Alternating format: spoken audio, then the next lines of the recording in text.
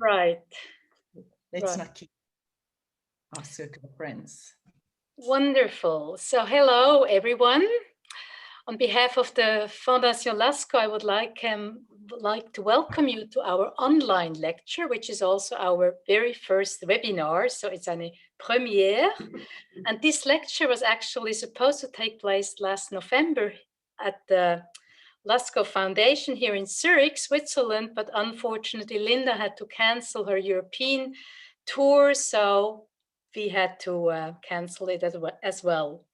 It is a great pleasure to introduce Linda Tucker, the founder and CEO of the Global White Lion Trust, a pioneering project in conservation.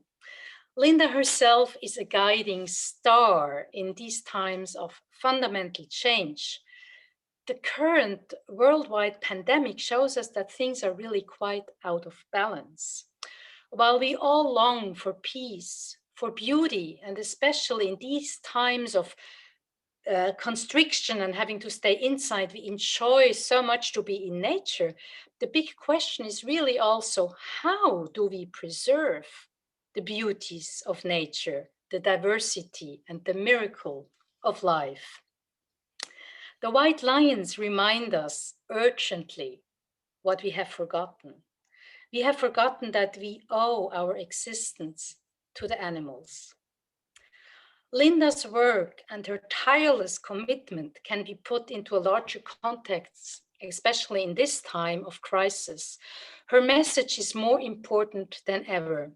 First, because she, together with indigenous elders and many scientists, has long warned that if we brutally treat wild animals such as lions as commodities, we will risk a global pandemic. And second, because Linda shows us a solution. Since almost 3 decades, her project is living proof of this solution. Furthermore, her project is a model of true leadership, one which respects indigenous knowledge systems and thereby places the regeneration of our living earth at the center of all decisions affecting our mutual future. I had the privilege to spend time on the grounds in South Africa, and I experienced firsthand how grounded and sustainable this visionary project is. Linda will speak for the lions as well as for the lion-hearted human, as a new consciousness is rising of coming into a new, right relationship with nature. Linda will show us and give us courage, hope, and a way to peace, and motivate us to a lion-hearted action, because that is what the present really needs. And so it's a great honor to welcome Linda now. I cannot say to the stage, but to the screen. And I pass on the word to you. Thank you for taking time in your very busy schedule to spend an hour with us. And I also would like to thank Margot for being the Zoom host of this meeting. Thank you. Can I just, before Linda gets started, could I ask everybody to, for this portion of the presentation, to just mute their microphones, just so that there's no interruptions with the recording, and then at the end, I believe there'll be a time for question and answers. Thank you. Well, lion-hearted greetings, everyone. It's so heartening to see familiar faces. We were gathered in the FEX together just over a year ago, and how wonderful it is to see some of you from that very, very special occasion. I really hope that our training over 3 days in the High Alps has assisted you through the times that were waiting, unbeknown to us at that time. And Werner, Barbara, I thank you immeasurably. We have a track record of support from Switzerland. Our Heart of the Heartland project in Lion Territories is very closely pulsing in connection with Switzerland. And we have supporters on the French speaking side of Switzerland and the German speaking side. It's a country very, very close to my heart with good reason. I see the Lion Club is represented as well, and that's very exciting. A Lions Club in Switzerland, very fitting for what we're about to share with each other. So to all of you who I know, thank you for your support, your ongoing support. It's a lifeline and deeply appreciated in this project on the front line of conservation. So this title, Barbara very carefully put together, how do we come back into right relationship with our planet in a human crisis? I find that an excellent title, because when we remember that our planet is perfectly capable of regenerating herself, in fact, she is regenerating herself. The only question is, are we able to come back into right relationship with nature? Are we able to restore our natures so that we can be part of this regenerative process? Now, I'm going to actually prove to you that what I'm saying is true in the heart of White Lion territories. But just hear that again. Our planet is perfectly capable of restoring herself. She can do so gently, or she can do so fiercely. And the more she is damaged and raped and disrespected, you know, the fiercer the tsunamis and the disruptions are to her equilibrium. And then we bear the brunt of those consequences. But she is regenerating, or she is perfectly capable of regenerating. So I say that again, our role tonight and in the hour I have with you is to invite you to restore your nature in alignment with Mother Nature. So the program is going to be quite simple. There are four parts to it. There is, to begin with, I'm going to invite you to open yourself to experience your heart being reignited by the lions. You might never have done a meditation before. Don't worry, this is worth it the first time. And then I'll go on to introduce you to my Lion-Hearted project, which has been on the front line, engaging with community and conservation using these principles over 3 decades now. Then I'm going to be opening up to questions. So please start formulating your questions now and as we go along, because I would love to really hear from you so that we can engage in some of those. And finally, yeah, take a deep breath. I'm going to give you some homework. Okay, so let us begin with a lion-hearted activation. Just before we go forward, recognize where you are on the globe. And I'm pretty much assuming you all in Switzerland right now, but maybe some of you are stranded somewhere else on the globe, or you've actually come into this call from another location. Wherever you are, recognize your location, because geography, our living planet, is really important. And Switzerland has a really significant role to play. I'm going to be, when I describe my project, I'm going to be starting from Davos, the World Economic Forum, a year ago, just before the global lockdown. And then I'm going to be working back to introduce you to the beginnings of my project. But there's a reason that Switzerland is associated with gold, is associated with housing money, is associated, well, literally with the source codes, the source waters of Europe. So just before we go into our meditation, ground yourself in your location on the globe, because Switzerland is one of those sacred sites on the planet. If anything happened to those source waters in the high mountains of the Alps, Europe would be contaminated. So you hold in your beautiful country huge responsibility for governance of nature, in your way. And with that in mind, we're going to link from the waters, the high waters with all their pristine source codes, to the heart of White Lion territories, where the lions guard the waterways. So just picture from Switzerland, picture waters flowing down through the African continent, actually down the Nile meridian, and finally you would reach the heartland of the lions. We're going to be showing maps later, but I'd like to just contextualize that before we do our meditation together. Okay, dear ones. So take a deep breath and drop into your hearts. Start breathing with your hearts. Feel that double heartbeat that marks time in your lifetime. Breathe with your heart. And as you breathe in the gold of life, let it fill your heart.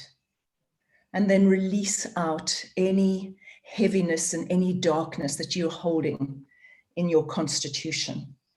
And then breathe in the gold of life. Once again, reach into your system and release any darkness, any heaviness, any fear that you may be holding on to. These are trying times. We're all in the grip of fear and the grip of the unknown, but now just release it with the out breath. You are breathing with your heart, the first organ that springs into life in the fetus of the mother. So breathe with your heart. Breathe in the gold and release any heaviness, any darkness from your system. Breathe in the gold of sunlight, the gold of life, and release any fear, any regret, any depression, any despair, any disenchantment with life, any dis-ease, any self-doubt. With the out breath, as you breathe in the gold of the sun, the gold of life. The sun dawns every day, even in the middle of winter, warming our hearts. So breathe in the golden light. And now track your heart, this beautiful container that can contain pure light frequency. See it as a container that is split open, broken open. In fact, we all are dealing with broken hearts at the damage to our planet, the crises that we're facing, the injustices that our worlds hold. So recognize you may have a broken heart. In fact, if you are true, your heart probably is broken, but as you breathe in the gold, see it mending the cracks, like a vase that's been shattered with the parts being put together again, filling with gold to overflowing. So you're breathing in the gold, and with that double heartbeat, you're breathing out anything that is not of the gold. Breathe in the gold, and now let it out into the ecosystem of life. And breathe in the gold again. Continue this recycling of breathing in the gold and releasing anything from your system that is not of gold. Track your heart that is now so full to fulfilling that it is overflowing, flowing through the veins and the arteries of your body, just as Mother Earth flows with gold. And as it flows through the veins, allow it to track any dense part of your body that is resisting the gold of enlightenment, and melt it with that golden consciousness of pure gold frequency. Let it pulse with a double heartbeat through your systems. And now when your whole body is pulsing with the gold of life, the gold of light, Now we can start breathing with our lungs. So take a breath now, take a deep breath in of pure oxygen from the trees and plants, the trees of life around us. And as you start breathing with your heart now and your lungs, recognize that as you breathe out, you are breathing out carbon, that component from the stars that is needed by the trees around us, using sunlight to convert carbon into oxygen. We are part of the cycle of life. So now as you breathe in the sparkling oxygen of life from the trees around us, from the trees around the globe, all the way to the Amazon, all the way to the bushvelds of Africa, breathe in that oxygen. And as you release the carbon from your lungs back into the ecosystem now, convert it back into light. Before you release it into the ecosystem, recognize that your heart is a golden compass. Your heart is a great transformer, able to transform that which is shadow, that which is heavy, back into light. So as you breathe in the light now, release it out back into the ecosystem as you sparkle it back into light. And recognize that your lungs are in fact the reverse of the trees of light, trees of life. They are trunks that split into smaller trunks. They split into even smaller branches, and then smaller branches, and then twigs, and then leaves, and then capillaries, and then cells, and then particles, and then subatomic particles. So as you breathe in the oxygen of life, that golden spark into your heart and into your lungs, now release out and convert any cell or any particle in your body that is still holding on to darkness or still holding on to heaviness back out with the out breath. And continue the cycling and recycling until you are breathing in light and you are breathing out light.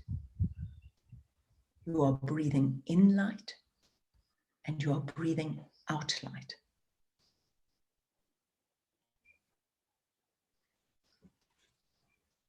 And as you become a body of pure light, recognize that you can expand beyond your body into your light body, the auric field, the biofield that is radiating around you.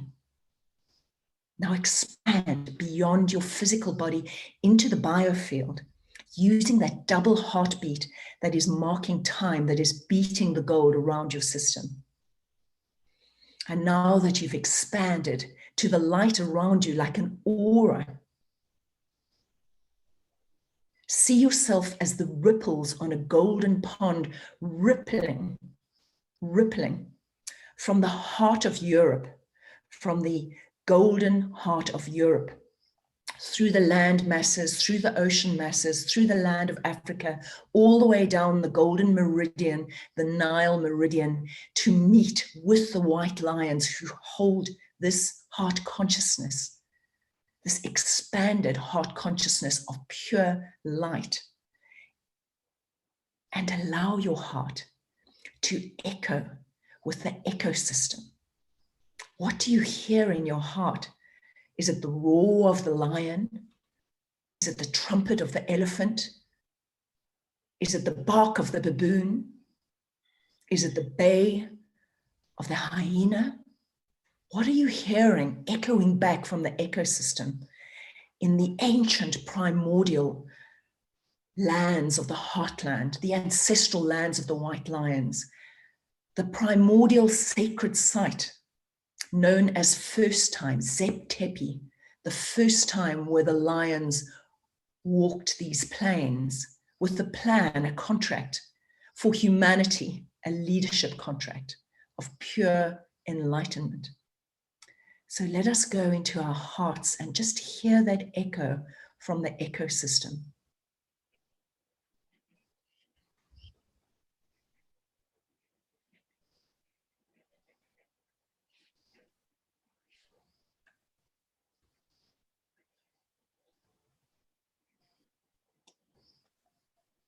You are merging your consciousness with the consciousness of enlightened leadership, the kings and the queens of the ecosystem. The Creator's appointed King of Kings, Queen of Queens, whose role is to restore our planet. And if they possibly can, to bring us with them in that whole restoration process. So with your hearts full to fulfilling, come back into your rooms, into your space, feel your feet on the earth, on Mother Earth. If you're on a floor, which you probably are, recognize that Mother Earth is grounded beneath you. Feel your fingers, feel your toes, and open your eyes. I have a message for you from the White Lions. Margot, this is the message from the lion behind me, whose message is a call to your hearts.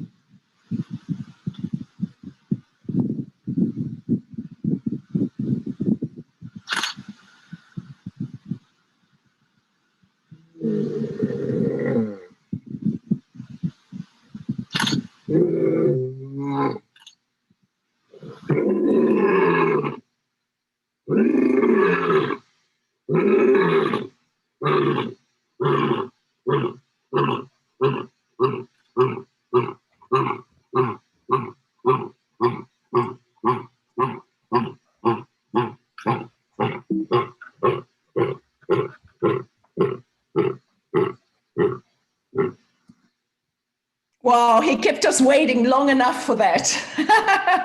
Fantastic. Okay, well, everybody, I'd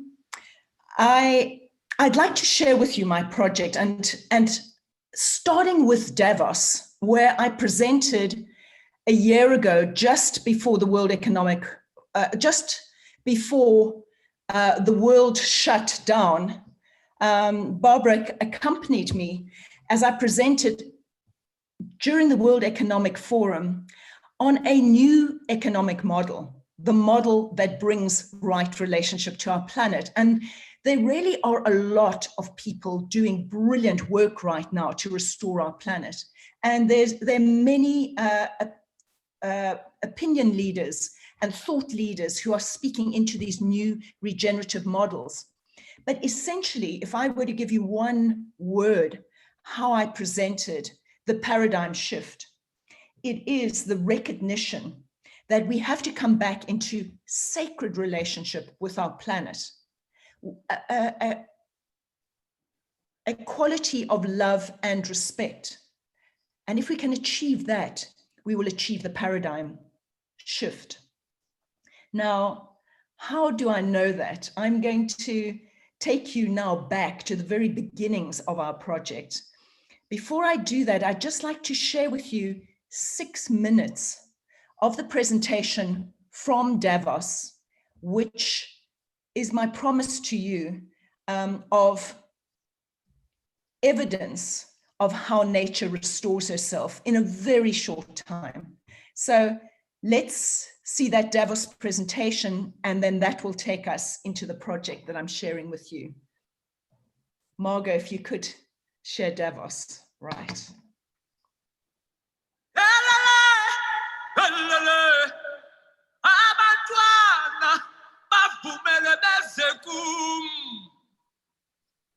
Like the vital organs of the body, powerful biodiversity hotspots on Earth hold the source codes for the revitalization of our entire planet and the flourishing of life itself.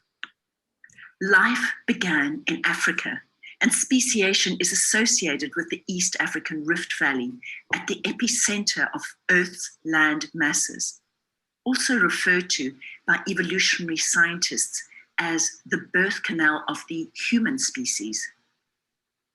The white lions were born on the Nilotic meridian along the East African Rift tectonic plate, and significantly in alignment with the most important architectural sacred sites on the African continent, Giza, Great Zimbabwe, Barberton. This means that humankind's greatest lion monument, the Great Sphinx and pyramids of Giza in the north, align exactly with the birthplace of the white lions in the south. The white lions originate in this one location only on Earth, Timvavati, meaning place where the star lions came down in the old Shangaan language, and their heartland, Tsao, meaning star lion. But while the African wisdom keepers have long revered the white lions as holy animals and bringers of peace and prosperity, their critically important role in the ecosystem is less well understood.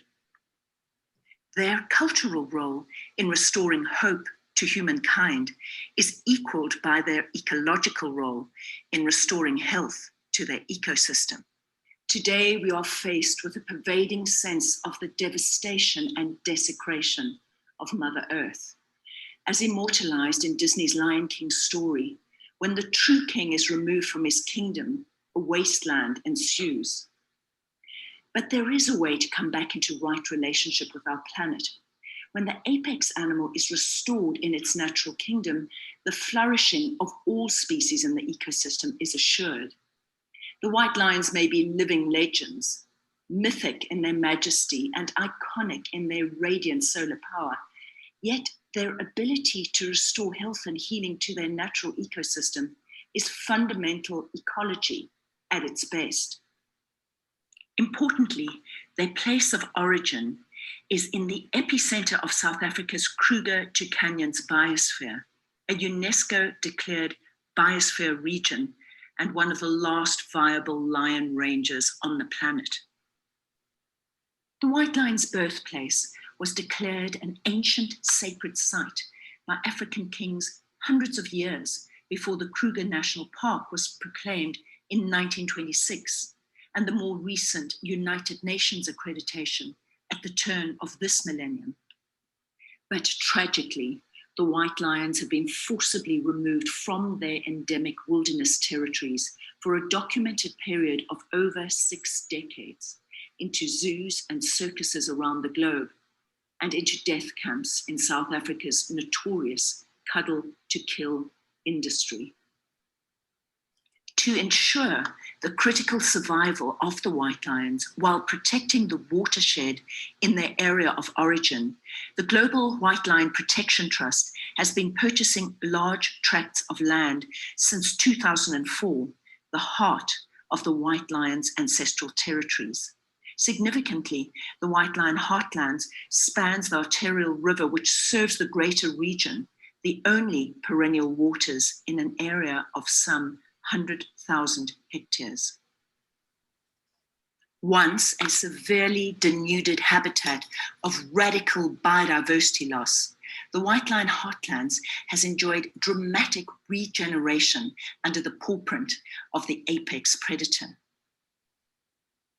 This recent Google Earth map records the contrast between Tsao, the White Lion Heartlands today, and the desertification of neighboring lands directly bordering, where legalized commercial trophy hunting of lions has been taking place for decades. Just as wolves restored waterways in Yellowstone Park, so ecologists now recognize the apex predator's role in restoring balance throughout the trophic levels of the food chain in an ecosystem. As inspirational symbols of true service-based leadership, the white lions in our protected area restore health to their ecosystem and hope to human systems. Behind me is land that was once seriously degraded in the heart of the White Lion Heartlands.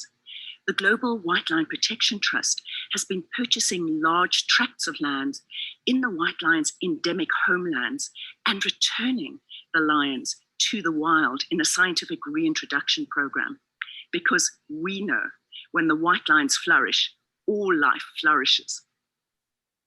Today, all conservation issues are global issues. If Brazil loses its rainforests, Earth has lost her lungs. If South Africa loses its white lions, Earth has lost her heart. We can all feel it, the pulsing heart of the animal kingdom on Earth, the white lion's sacred natural site, revitalizing all the vital organs of our living planet.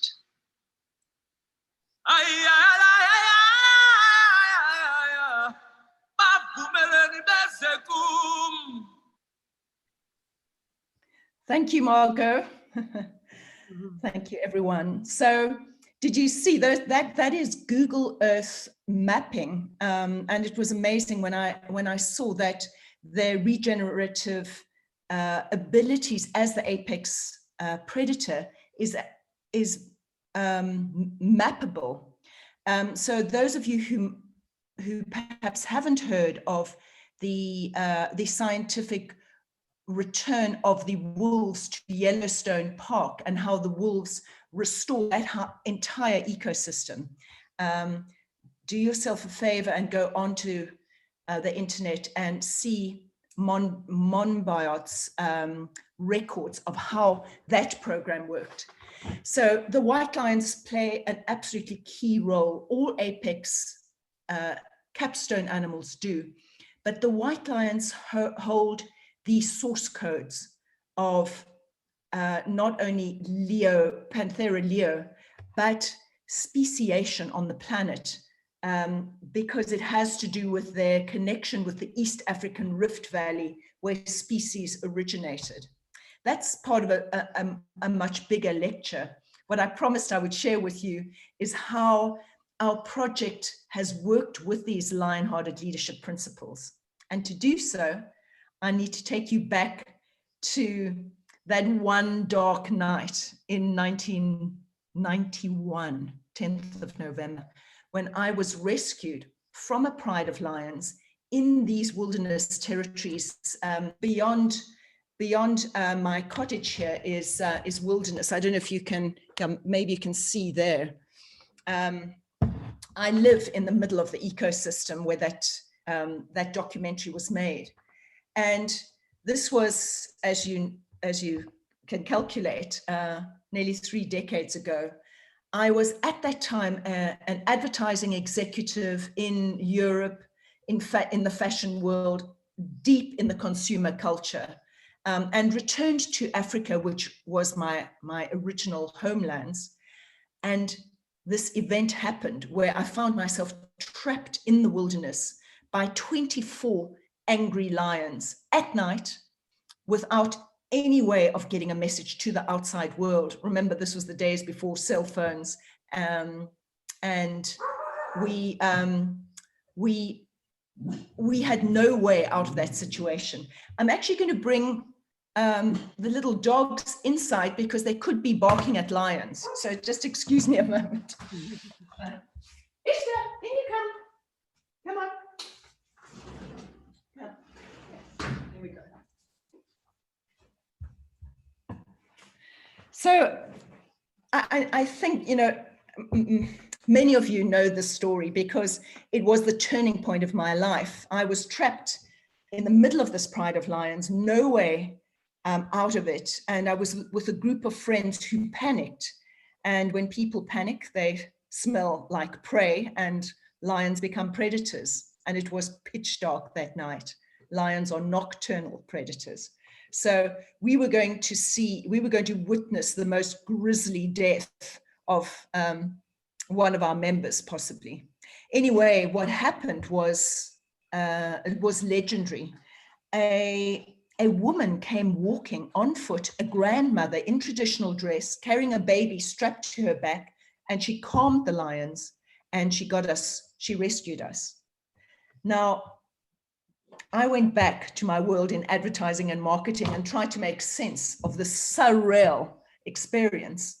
But what happened is that when I went back into that glamour industry, that became surreal, and reality was back in Africa with this astoundingly lion-hearted woman who had saved our lives. And so, you know, this paradox haunted me. I was living in a world where I didn't think what the consequences are for the beauty products on my face, or what animals have suffered before they become food on my plate. I just didn't engage in those issues. And now suddenly nature had shaken me up. It was a real initiatory experience.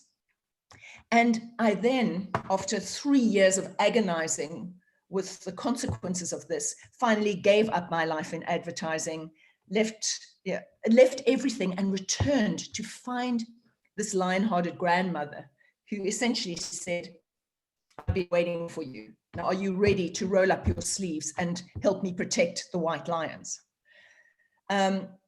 And of course, my question to her was, how did you do that? How did you walk through the angry lions to come to our rescue and with a baby on your back? And she said, the reason I brought the baby was that I knew I would not be harmed. The lions are my family. And I said, but she was going to be eaten alive. And she stopped me and she said, no, you were the aggressors. Do you know that you drove your open-backed Land Rover into that pride of lions when a lioness was giving birth in the riverbed nearby and a white lion cub was being born? The lions were protecting sacred space. You were invading their sacred space. What do you expect them to do? So, you know, she just turned my world completely around. And I realized that I had to reconfigure everything. And then she answered the question that I'd asked her. How did you do that, taking your grandchild into the jaws of death? And she said, there was no danger. That's why I took my grandchild. there are only two rules in our relationship with nature: love and respect. And if you honor those two rules, you will never be harmed. So that message formed the foundation of every step that I took from that point on in challenging a killing industry. Firstly, at that stage, there were mafia networks stealing the white lions from the wild, and they were linked to international syndicates. Then one of the next steps I had to do was actually to found this non-profit organization. And then I had to rescue lions that were caught in these death camps. And then I realized, well, it's pointless rescuing lions if you can't protect their lands. And the lands of the white lions are still being hunted by commercial trophy hunters. So I would have been returning them to the wild where they'd face death again. I was faced with all these almost insurmountable challenges. And that ancient grandmother called Maria, her message to me just kept sounding in my heart. It was in my heart rather than my head, because I couldn't altogether solve these issues by mere brain power alone. I had to trust that I was serving a greater plan than the mere human disaster that we've largely created of our planet. And so it was the heart that really drove this project in the early days. And then as we established it more and more, it was still the heart. I recognize that I'm here to serve the lions. I will do whatever it takes to ensure that their mission for restoration of our planet is protected. So in the ancient prophecy of the elders of Africa, the wisdom keepers, there's a belief that the white lions will walk with us to the end of time, or the edge of time. They are so brave, they will withstand what other animals are not prepared to withstand about humans' mismanagement of this planet. So in this understanding of the wisdom keepers, the extinction of animals is them simply passing into dream time or passing into a spirit dimension, because they cannot tolerate the physical reality that humanity has created, the brutality that we've created on this planet. But the white lions will walk with humanity to the end of time. That's how the prophecy goes. And there's another explanation that they are nature's greatest blessing and nature's final warning. They are nature's final warning because we're facing a system breakdown or a system collapse in our systems. We have to bring our systems back into alignment with ecosystems, the way that ecosystems work, which is healthy, resilient, where every component serves the good of the whole. And the apex animal, as you saw from that documentary, serves the whole ecosystem.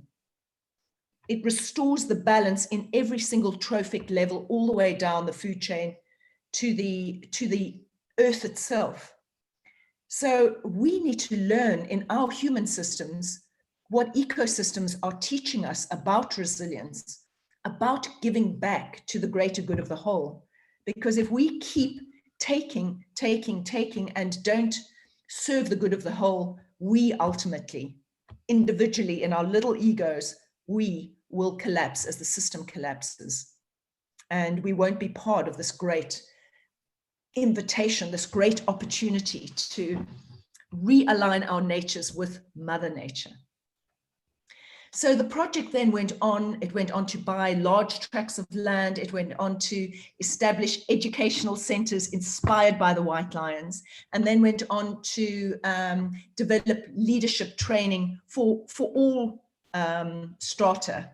And I absolutely loved our time together in Switzerland, working with these lion-hearted leadership principles, which are as relevant there as they are in the bushveld, because essentially those same principles of love and respect for our natural world that enable us to transform our human world is as applicable wherever we are on the globe.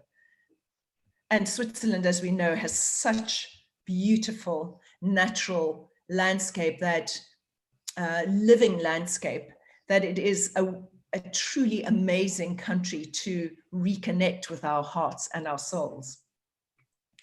We've been involved in huge campaigns, in changing legislation, and now most recently, there's an opportunity for a large rollout of lion-hearted leadership training in the youth of Africa, not only those in our neighboring community who we activated first of all, but in, much further afield. I probably don't want to keep talking too much longer because I'm very keen on your questions. So let's open up to any questions that you might have, and let's see if I can refer and engage back with you. Margot, has anyone put questions up so far on our feed? No, not because you've probably been listening very intently, but please do share your questions with me. I know some of you are in fact engaged in the online leadership training.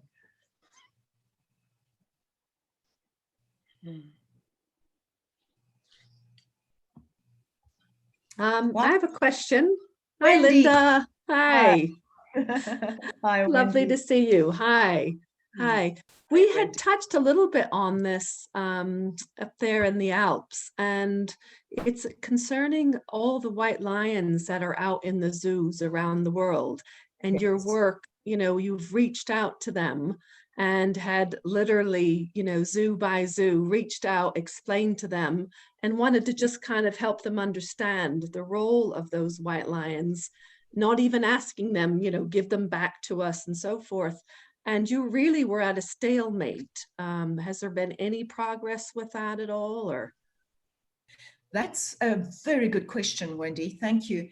I mean, that's a sad reflection on zoos, who in many ways are linked in with this captive breeding of wild animals to serve the zoos, not to serve nature. So we had a campaign with all the zoos around the globe who were holding white lions on three fronts. We said, those are ambassador lions who have a very important message for the world. We'd like to ensure that you have your facts right, scientific facts right about them. These are not freaks of nature. They are not unable to hunt for themselves in the wild. They are, in fact, the force of nature returning. They're perfectly capable of hunting, but they have a higher message of restoration as well. So that was the one front, educational. The second front is most of these zoos actually have foundations, and it behoves them to be putting a percentage back to the animals who they are, basically holding or kidnapping in these zoos, back into the conservation of these animals in the wild. So yeah, getting the facts right, the educational component, and directing money to the project on the ground. It was a very disappointing and hard effort. Margot, who's the head of our marketing, was involved in that, and she can attest. She sent out 50 letters to individuals who were responsible for marketing and fundraising for the zoos. And you didn't get one response, Margot? No, I think I got one response that didn't go any further from that one response. Otherwise, okay. Unfortunately, it was a very poor response. Okay, so I mean, we just need to accept that zoos are not part of the new paradigm concept that nature is birthing at this time. But they are part of the transition. And it's significant that white lions have been, transported to every single location around the globe. They are the highest visitor value of any animal in these zoos. So I believe that they're holding points of light, like a network, where they're shifting, like we did in our meditation. They're shifting these places of density and shadow and lack of enlightenment. They're radiating out, creating a web of light in service of Gaia, our living planet.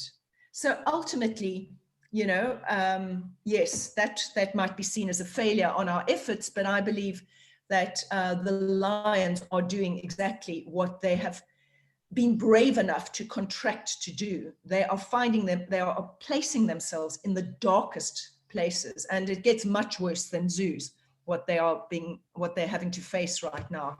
I don't think I want to share that with such a tender-hearted audience, but just to say they are capable of holding light under the most extreme circumstances of brutality. Thank you for that question. Thank you. I see there's a question from Josephine. Is there a list of trusted zoos? Just wondering if Oudehunt's Zoo in the Netherlands is good. Now that's very, very interesting. You should mention Oudehunt's Zoo. They're the one zoo who has supported our organization. 3 years of brilliant support, funding a scientific monitoring vehicle. It's true what we said. They didn't actually respond to our appeal. I think they felt that they'd done their duty after 3 years and they directed funding elsewhere. But absolutely, they are definitely one of the reputable ones, possibly one of the only reputable ones. And they are very committed to the cultural importance of the white lions, along with their ecological importance.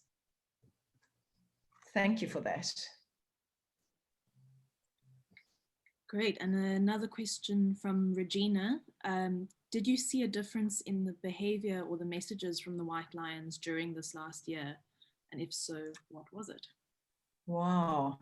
Thank you for that question. Yes, indeed. So while these constraints that we are all going through, which in fact are all prompted by humanity at large being out of right relationship with our planet. While that took most of humanity by surprise, lions were not surprised. I mean, they are part of the force of nature. So they were preparing for this. And in fact, what happened is that they went into, I would call it specific intentional behavior to assist humanity and to assist the grounding of rebalancing of our planet. So for instance, we have 4 prides, but one of the prides it comprises of 3 incredible individuals who kept going into Trinity formation, holding the sacred masculine, the sacred feminine, and then holding the central way that we are all trying to realign with. And they, however, whatever circumstances disrupted them, they would re-group into that Trinity formation. So yes, their behavior was very intentional, and they've been continuing their regenerative work at a higher octave, I would say.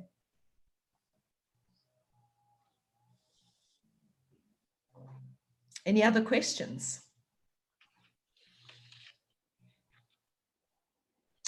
I'm hoping those of you who are doing the online training, we normally have, we have lion-hearted leadership training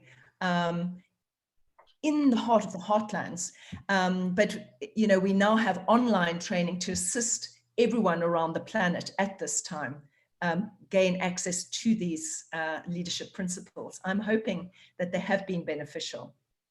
And one more comment before we go on to give you your homework.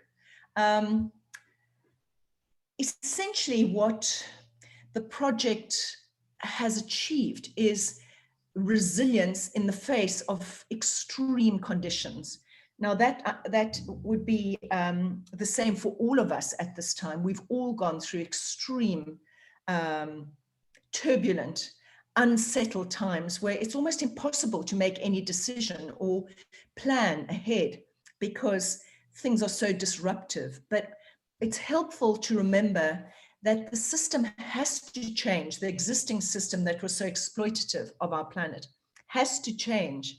And for us to reach into our hearts and work with these challenges in a way that recognizes that we are getting our directives from a higher order, from nature, rather than from our governing parties and other parties who largely need to make shifts at this time.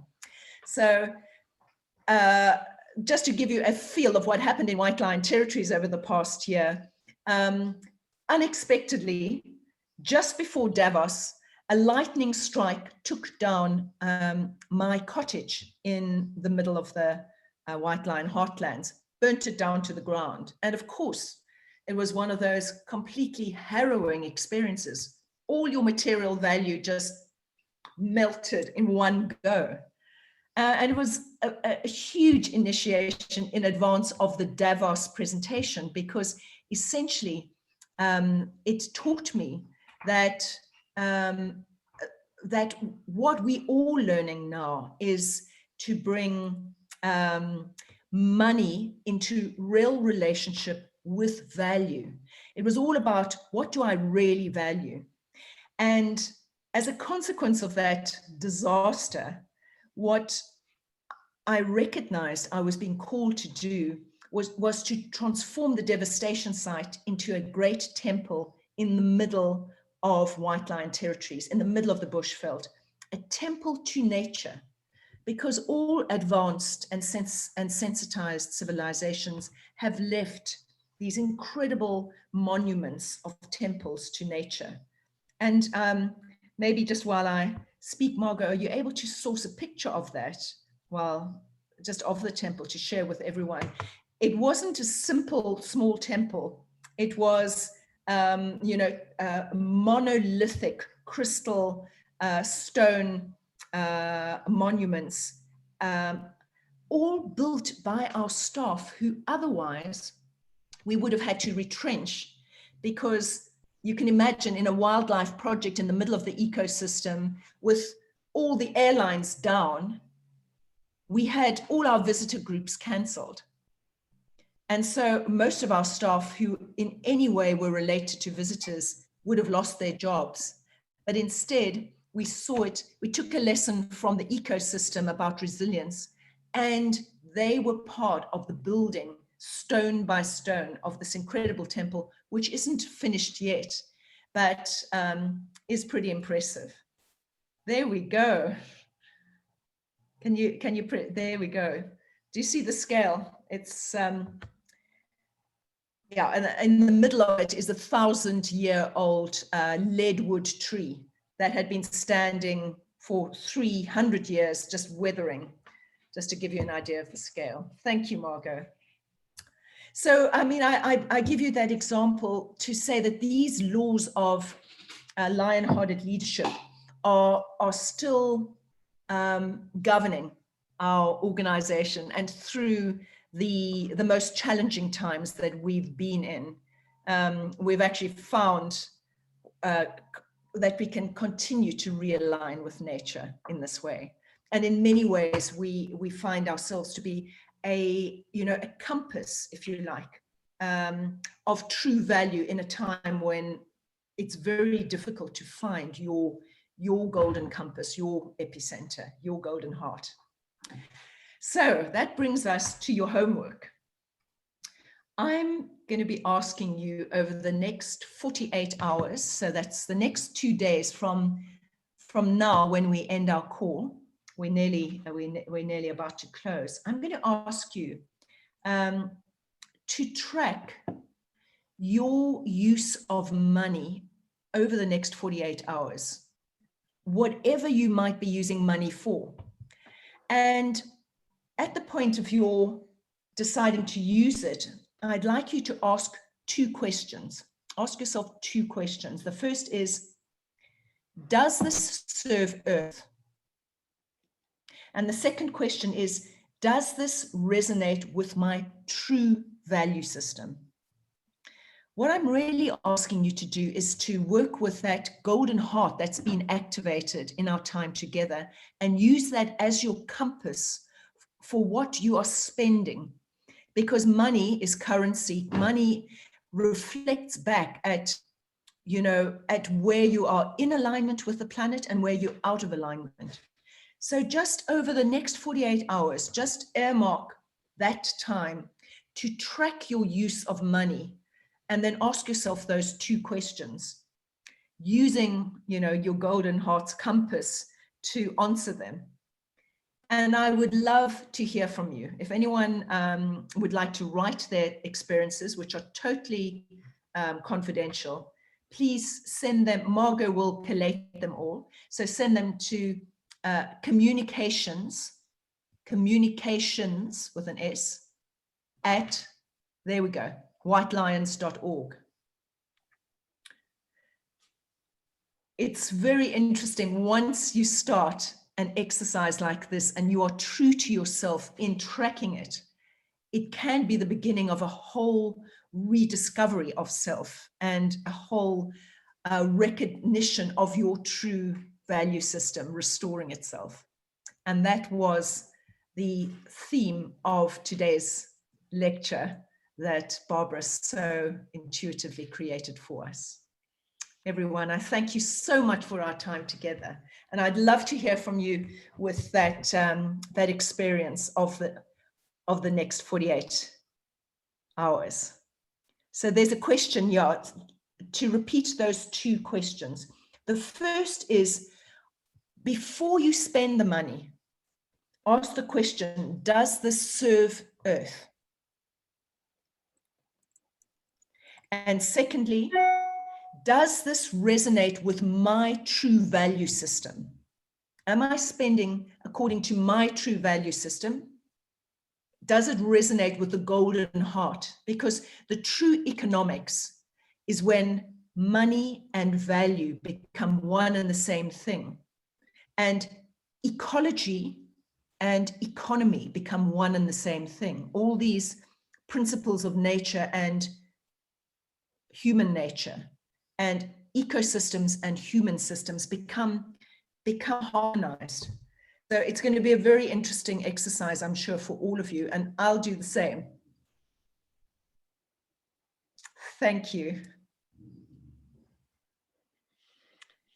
Thank you very much, Linda, for this wonderful hour with you. It's always so touching. I've heard you many, many times, and it's always so inspiring and so touching. And I feel that this pride listening to you is already woven together through the heart, through the golden heart. And I think you have activated more lion-heartedness. Again, we were most of the time 22 people, which is a lion number, right? This is it's the lion number. Wow.